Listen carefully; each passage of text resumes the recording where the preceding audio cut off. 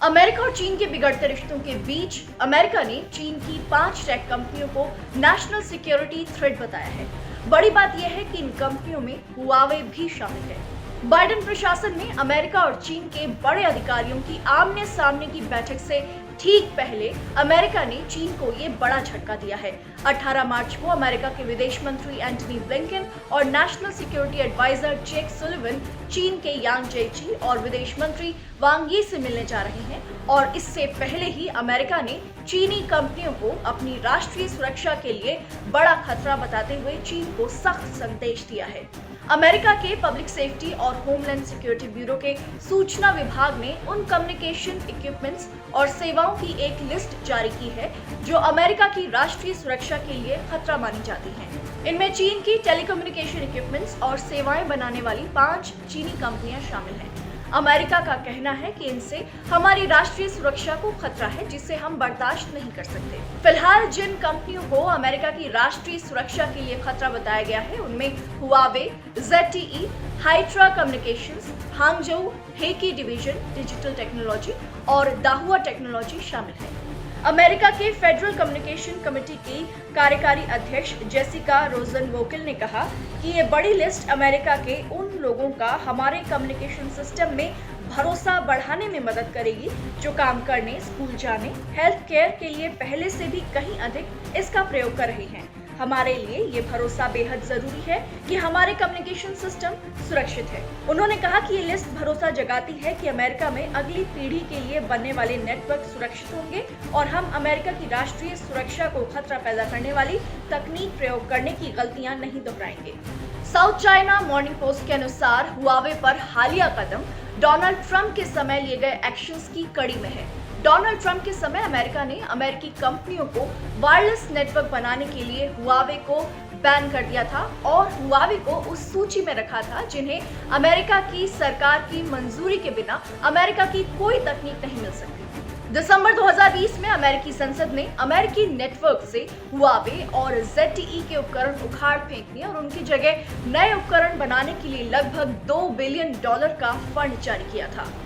America Canada से Huawei की chief financial officer मेंग वांगजो के प्रत्यर्पण की भी मांग कर रहा है।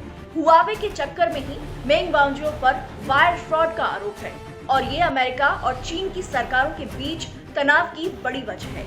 मेंग हुआवे के फाउंडर की बेटी भी हैं जो कनाडा के वैंकूवर में फिलहाल बेल पर हैं। चीन ने मेंग को दुनिया में अपने नेशनल चैंपियंस की तरह प्रमोट किया था।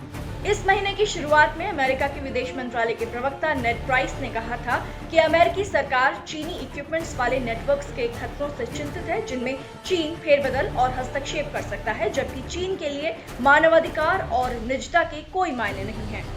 हाल ही में क्वाड देशों अमेरिका, जापान, भारत और ऑस्ट्रेलिया की मल्टीलैटरल बैठक में 5G तकनीक चर्चा के केंद्र में रही। ये वही तकनीक है जो हुआवे यूज करता है। चीनी कंपनियों पर नए प्रतिबंध लगने के बाद चीन के विदेश मंत्रालय के प्रवक्ता ने शुक्रवार को कहा कि हुआवे सप्लायर्स पर प्रतिबंध एक बार फिर ये दिखाते हैं कि अमेरिका पर भरोसा नहीं किया जा सकता है और उसकी विश्वसनीयता जीरो है। अमेरिका को चीनी कंपनियों का दमन तुरंत बंद कर देना चाहिए और उनके साथ भेदभाव रहित और न्यायपूर्ण व्यवहार करना चाहिए। इस महीने की शुरुआत में ही अमेरिकी अधिकारियों ने कहा था कि बाइडेन प्रशासन बड़ी साइबर चोरियों से निपटने के लिए एक टास्क फोर्स बनाएगा। माइक्रोसॉफ्ट ने कहा था कि ये चीन से संबंधित है। CNN ने एक अमेरिकी अधिकारियों की रिपोर्ट का जिक्र करते हुए बताया था कि चीन की हुआवे कंपनी के जरिए हुई साइबर चोरियों से अमेरिका में 30,000 ग्राहक और दुनिया भर में 2.5 लाख ग्राहक प्रभावित हुए हैं। हालांकि व्हाइट हाउस ने प्रभावित लोगों के आंकड़े की पुष्टि नहीं की है। साल की शुरुआत में फरवरी में ही अमेरिका के national counter intelligence security centre ने चेतावनी दी थी कि कोविड-19 के दौरान चीन की कम्युनिस्ट पार्टी की तरफ से हैकिंग के जरिए अमेरिका के हेल्थ डेटा और DNA डेटा की चोरी के प्रयास बढ़े। हुआवे पर हुए ताजा एक्शन से ऐसा लगता है कि तकनीक के क्षेत्र में चीन के दबदबे पर जो बाइडेन वैसे ही सख्ती दिखा रहे हैं जैसे पूर्व राष्ट्रपति डोनाल्ड ट्रंप दिखाया करते थे। डोनाल्ड ट्रंप ने साल 2018 में हुआवे टेक्नोलॉजीज लिमिटेड और कुछ कंपनियों पर प्रतिबंध लगाए थे।